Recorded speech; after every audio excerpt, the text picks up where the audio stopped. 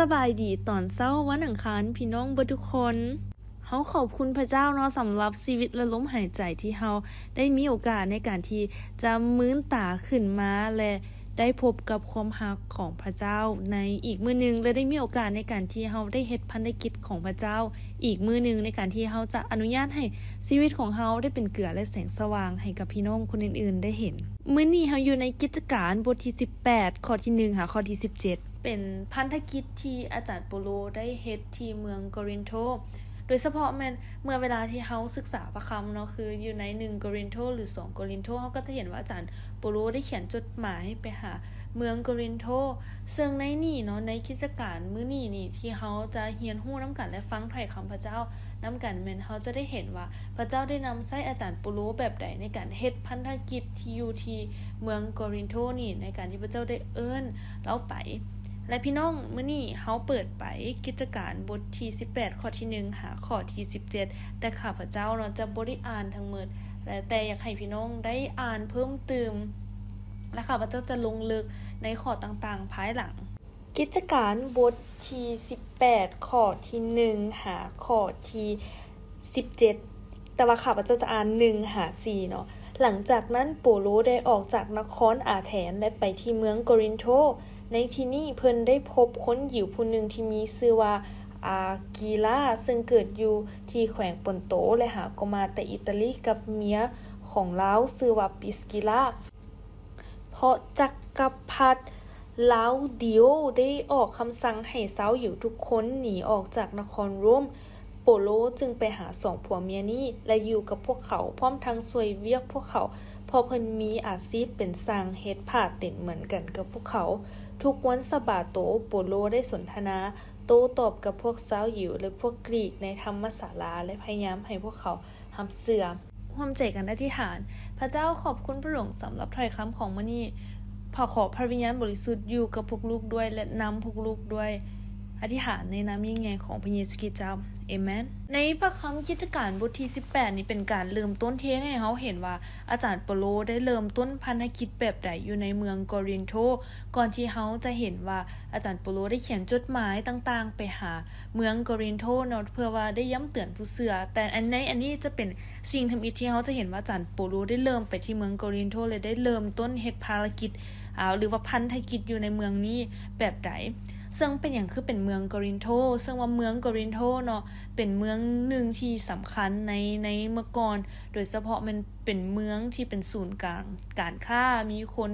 มีการศึกษาอยู่ที่นั่นค่อนข้างหลายเลยเป็นเมืองที่เฮาเอิ้นว่าเป็นเมืองกลยุทธ์ก็ว่าได้และแน่นอนว่าอาจารย์โปโลเป็นคนที่มีสติปัญญาและเห็นว่าข่าวประเสริฐที่เมื่อเวลาที่เฮาไปเมืองใหญ่เนาะเป็นเมืองที่กลยุทธ์ข่าวประเสริฐก็จะขยายออกไปไว้เพราะว่าคนที่อยู่นั่นก็มีเป็นคนที่มีการศึกษาและเป็นคนที่เป็นกลุ่มผู้นำเช่นเดียวกันกับที่เฮาเฮ็ดใน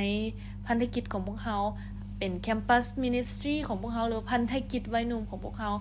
ฮาไปบ่อนที่มีโรงเรียนพวกเฮาไปบ่อนที่เป็นศูนย์รวมเพราะเฮาฮู้ว่านั่นเป็นโอกาสที่พระเจ้าจะนำใช้เฮาในการที่จะนำข่าวประเสริฐไปหาคนที่อยู่ในเขตนั้นหรือว่าพวกคนที่จะเป็นผู้นำในอนาคตอย่าเข้าใจข้าพเจ้าผิดเนาะว่าแล้วคนที่อยู่เขตนอกเด้หรือว่าอันนั้นแต่ว่าหมายความว่าเป็นกลยุทธ์ที่เฮาใช้เพื่อข่าวประเสริฐจะขยายออกไปและแน่นอนว่าพระเจ้าสามารถนำใช้เฮาได้ทุกวิถีทางหรือว่าได้ทุกกลยุทธ์แต่ว่าอันนี้เป็นสิ่งที่ข้าพเจ้ายกให้เห็นว่าเป็นอย่างอาจารย์ปูรูจึงไปโกรินโธและเฮามาเบิ่งเนาะอยู่ในข้อที่1หาข้อที่4ที่ข้าพเจ้าอ่านไปแต่ว่าความจริงมันอยากให้ลากยาวมาจนถึงข้อที่5พุ่นแหละและ2อย่างเนาะที่ข้าพเจ้าอยากฝากพี่น้องเอากลับบ้านหรือว่าอยู่บ้านแล้วเอาออกไปนอกในมื้อนี้หรือว่าเอาติดโตพี่น้องไปในมื้อนี้ว่าซั่นซะก็คืออันทำอิฐแม่นพันธกิจของพระเจ้าขับเคลื่อนโดยสติปัญญาและการเสียสละคือในข้อที่เฮาจะเห็นเนาะว่าอาจารย์โปโลเมื่อเพิ่นได้เห็นว่ากลยุทธ์นี้มันเพิ่นจะนำใช้แล้ว แล้วข้าพเจ้าเชื่อว่าสติปัญญาที่อาจารย์เปโลได้รับเป็นมาจากพระเจ้าเช่นเดียวกันมาจากพระวิญญาณบริสุทธิ์แล้วเมื่อเพิ่นไปเมืองโกรินโธเนาะเพิ่นก็ไปหาผู้เชื่อที่มีชื่อว่าอาคิลาและพริสกิลาที่ว่าเป็นคู่สามีภรรยาที่เพิ่นเป็นคนยิวคือกันอาจารย์เปโลฮู้ว่าต้องไปหาผู้ใดและนอกจากนั้นแม่นเฮาจะเห็นว่าอาจารย์ปุโรได้รับรู้ว่าณช่วงนั้นเป็นช่วงที่เพิ่นจะสามารถอาศัยอยู่ตัวเมืองได้ก็คือการที่เฮ็ดเวียกเพราะว่าเพิ่นเนาะเพิ่นก็เป็นคนที่ว่าเป็นสร้างเฮ็ดผ้าเต็นท์เนาะแล้วเฮาเห็นได้เลยว่าหัวใจของอาจารย์ปุโรแม่นเฮ็ดทุกวิถีทางเพื่อให้ได้ประกาศข่าวประเสริฐและหลังจากที่อาจารย์ปุโรเนาะได้รู้ว่า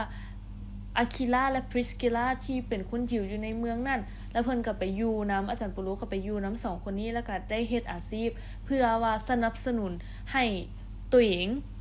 สามารถเลี้ยงชีพตัวเองได้และเพื่อพันธกิจของพระเจ้าขยายออกไปและนอกจากการที่ว่าเสียสละที่อาจารย์ปุโรได้เฮ็ดแล้วเฮายังเห็นว่าเพิ่นได้รู้ว่ากลุ่มคนที่อาจารย์ปุโรอยากประกาศข่าวประเสริฐให้แม่นภายนั่นก็คือคนยิวและอาจารย์ปุโรเป็นคนที่สังเกตได้รู้จักประชาชนได้รู้จักกลุ่มคนที่ตัวเองไปหาได้รู้จักกลุ่มคนที่พระเจ้าใช้เอิ้นไปหาก็คือเฮาจะเห็นอยู่ในหั่นในข้อที่4คือในหั่นเนาะทุกๆวันสะบัดโปโลได้สนทนาโต้ตอบกับพวกยิวและพวกกรีกในธรรมศาลาและพยายามให้พวกเขารับเชื่อมื้อปกติเนาะอาจารย์ปุโรก็ได้เฮ็ดเวียกพร้อมได้เป็นสร้างเฮ็ดผ้าเต็นและนอกจากนั้นเมื่อเวลาเพิ่นได้ให้ความสำคัญก็คือในทุกๆมื้อสะบาโตเฮาจะเห็นอยู่ในนี่ว่าอาจารย์ปุโรจะไปที่ธรรมศาลาเพื่อหยังก็เพื่อประกาศข่าวประเสริฐให้กับคนยิวได้เห็นเนาะเพราะว่าในทุกๆมื้อสะบาโตคนยิวจะไปที่ธรรมศาลาเพื่อว่าไปเรียนไปศึกษาถ้อยคำเพื่อรู้จักพระเจ้าและอาจารย์ปุโรได้นำใช้โอกาสนี้ในการที่จะประกาศข่าวประเสริฐเพื่อให้พวกเขาได้รู้จักพระเยซูคริสต์พระบุตรองค์เดียวและเป็นพระผู้ช่วยให้รอดพ้นให้กับคนยิวและคนต่างชาติทุกๆคนเขาเห็นได้ว่าอาจารย์โปโลยอมเฮ็ดทุกอย่างเพื่อให้ข่าวประเสริฐขยายออกไปในการที่เพิ่นเนาะเฮ็ดผ่าเต็นกันย้อนว่าเพื่อสนับสนุนให้เพิ่นเองในการที่ยังสามารถเฮ็ดพันธกิจของพระเจ้าได้และในข้อที่5เราจะเห็นว่าหลังจากที่ซีลาและติโมเธียวกลับมาเพิ่นก็ได้รับใช้พระเจ้าหรือว่าประกาศถ้อยคำของพระเจ้าอย่างเต็มโตเพิ่นได้เฮ็ดสิ่งนี้ณเวลาที่ว่าในเมื่อก่อนเนาะตอนที่เพิ่นรอท่าซีลาและติโมเธียวมาเพิ่นก็ได้สนับสนุนตัวเพิ่นเองและเมื่อเพิ่นรู้สึกว่าเวลาที่ว่าเหมาะสมแล้วเพิ่นก็ได้รับใช้พระเจ้าอย่างเต็มเวลาคือเพิ่นฟังเสียงของพระวิญญาณบริสุทธิ์ว่าเวลาใดที่เพิ่นสามารถรับใช้โดยการที่สนับสนุนตัวเพิ่นเองเพื่อพันธกิจของพระเจ้าและเมื่อใดที่เพิ่นจะรับใช้พระเจ้าเต็มเวลาและข้อที่2เนาะพี่น้องก็คือพันธกิจของพระเจ้าขับเคลื่อนโดยความกล้าหาญที่มาจากพระองค์เองในข้อที่8เนาะและข้อจนฮอดข้อที่11กิสโปผู้เป็นหัวหน้าธรรมศาลาก็ได้เชื่อในองค์พระผู้เป็นเจ้ากับทุกคนในครอบครัวของตนชาวโกรินโธหลายคนผู้ได้ยินพระคำที่โปโลกล่าวก็ได้เชื่อและรับบัพติศมามีมื้อนึงโปโลได้เห็นนิมิตและในนิมิตนั้นพระองค์พระผู้เป็นเจ้าได้กล่าวแก่เพิ่นว่าอย่าสู่ย้านคนเหล่านี้แต่จงกล่าวแก่พวกเขาต่อไปบ่ต้องหยุดเพราะเฮาอยู่กับเจ้าบ่มีผู้ใดจะเฮ็ดร้ายให้เจ้าได้ประชาชนของพระเจ้าในเมืองนี้ก็มีหลายดังนั้นโปโลจึงอยู่ในเมืองนี้ปี1กับ6 เดือนสั่งสอนพระธรรมของพระเจ้าให้แก่ประชาชนคือเขาจะเห็นว่าอยู่ในนี่แม่นนอกจากการที่พันธกิจของพระเจ้าขยายหรือว่าขับเคลื่อนโดยการที่เสียสละของผู้คนที่รับใช้พระองค์แล้วและสติปัญญาในการที่เขาจะรู้ว่าอันใดที่เป็นหัวใจหลักและเขายังจะรู้กลยุทธ์เนาะก็คือเขาควรเฮ็ดแบบใดเพื่อให้พันธกิจของพระเจ้าขยายออกไปเพราะพระเจ้าของเขาเป็นพระเจ้าแห่งสติปัญญาเช่นเดียวกันแต่ว่าอยู่ในนี่เนาะนอกจากสติปัญญาและนอกจากกลยุทธ์แล้วนอกจากการเสียสละแล้วอันนึงที่เขาจะเรียนรู้ก็คือการขยายออกไปของพันธกิจของพระเจ้าหรือพันธกิจของพระเจ้าสิ่งที่เป็นตัวขับเคลื่อนก็เป็นความกล้าหาญที่มาจากพระองค์เพราะวันนี้เป็นพันธกิจที่พระเจ้ามอบให้กับเฮาบ่แม่นเป็นสิ่งที่เฮาเฮ็ด เองหรือว่าเป็นพันธกิจของเฮาแต่เป็นพันธกิจของพระเจ้าที่พระเจ้าได้มอบให้กับเฮาและอยู่ในนี่เนาะเมื่ออาจารย์ปุโรเราได้ประกาศข่าวประเสริฐเพิ่นได้ประกาศข่าวประเสริฐเนาะแล้วมีคนที่เกลียดชังมีคนที่พยายามที่จะทำให้หรือว่ากล่าวหลายอย่างให้เพิ่นแต่อยู่ในนี่ข้อที่9ที่ได้กล่าวว่าในขณะที่มีคนเชื่อเพิ่มขึ้น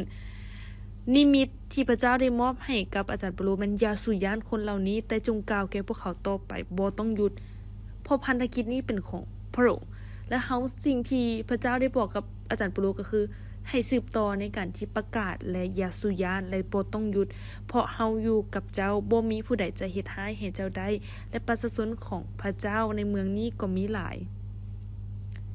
พระเจ้าได้ย้ำเตือนเฮาคือพระเจ้าฮู้สถานการณ์ของเฮาและพระเจ้าฮู้จิตใจของเฮาแต่สิ่งหนึ่งที่พระเจ้าให้กับเฮาก็คือพระเจ้าบ่ได้มอบความย้านให้กับเฮาแต่มอบความกล้าหาญให้กับเฮาเพราะหยังเพราะทุกสถานการณ์พระเจ้าอยู่กับเฮาเสมอและบ่แม่นแต่เฮาคนเดียวแต่ยังมีพี่น้องคนอื่นๆที่อยู่อ้อมข้างเฮาพี่น้องถ้าหากว่าสถานการณ์ใดที่พี่น้องรู้สึกย้านในการเฮ็ดพันธกิจของพระเจ้าย้านในการประกาศข่าวประเสริฐขอพระเจ้าที่จะย้ำเตือนพี่น้องด้วยว่าอย่าสุญานเพราะพี่น้องบ่ได้อยู่คนเดียวพี่น้องยังมีครอบครัวที่เป็นฝ่ายความเชื่อพี่น้องยังมีผู้เชื่อคนอื่นๆที่เฮ็ดพันธกิจและมีหัวใจอันเดียวกันก็คือการเฮ็ดให้นามชื่อของพระคริสต์ได้เป็นที่รู้จักที่อยู่ในเมืองนั้นที่อยู่ในชุมชนนั้นที่อยู่ในประเทศนั้นเช่นเดียวกันคำถามที่ข้าพเจ้าอยากฝากพี่น้องในมื้อนี้ก็คือว่าพี่น้องยังย้านอยู่บ่เมื่อพี่น้องฮู้ว่าพระเจ้าอยู่กับพี่น้องในการเฮ็ดพันธกิจของพระองค์ร่วมใจกันอธิษฐานพระเจ้าขอบคุณพระองค์สำหรับถ้อยคำที่พระเจ้าได้มอบให้กับพวกลูกในมื้อนี้ในการที่พวกลูกจะออกไปประกาศข่าวประเสริฐหรือเฮ็ดพันธกิจของพระองค์ขอพระองค์ได้มอบสติปัญญาให้กับพวกลูกและให้พวกลูกได้เสียสละเพื่อพระองค์ด้วยและให้พวกลูกได้ฮู้ว่าทุกอย่างที่พวกลูกเฮ็ดก็แม่นเพื่อให้ข่าวประเสริฐขยายออกไปให้พวกลูกได้เรียนรู้เห็นชีวิตของอาจารย์โปโลในการที่พวกลูกจะดำเนินชีวิตแบบนั้นด้วยแล้วพวกลูกรู้ว่าทุกอย่างที่พวกลูกเฮ็ดบ่ว่าจะเป็นเวียกงานทางนอกที่พวกลูกได้เฮ็ดแม่นโอกาสที่พระเจ้าได้ให้พวกลูกได้ไปเพื่อให้นามชื่อเพื่อให้พันธกิจของพระเจ้าได้ขยายออกไปในบอนที่พวกลูกเฮ็ดเวียกในหรือแม้แต่พวกลูกเฮ็ดเวียกเต็มเวลาเช่นเดียวกันในการประกาศข่าวประเสริฐของพระองค์พวกลูกรู้ว่าสิ่งที่พระองค์เอิ้นให้พวกลูกมาก็คือการที่ได้นำเอาข่าวประเสริฐออกไปให้คนอื่นได้ยินพระเจ้าขอให้พวกลูกไปในทุกๆบอนที่พระองค์ใช้พวกลูกไปอย่าให้พวกลูกไปด้วยความย้านแต่ให้พวกลูกไปด้วยความกล้าหาญที่มาจากพระองค์ด้วยเพราะพวกลูกรู้ว่าพระองค์อยู่กับพวกลูกจนที่สุดปลายแผ่นดินโลกเอเมนขอพระเจ้าอวยพรพี่น้องทุกคน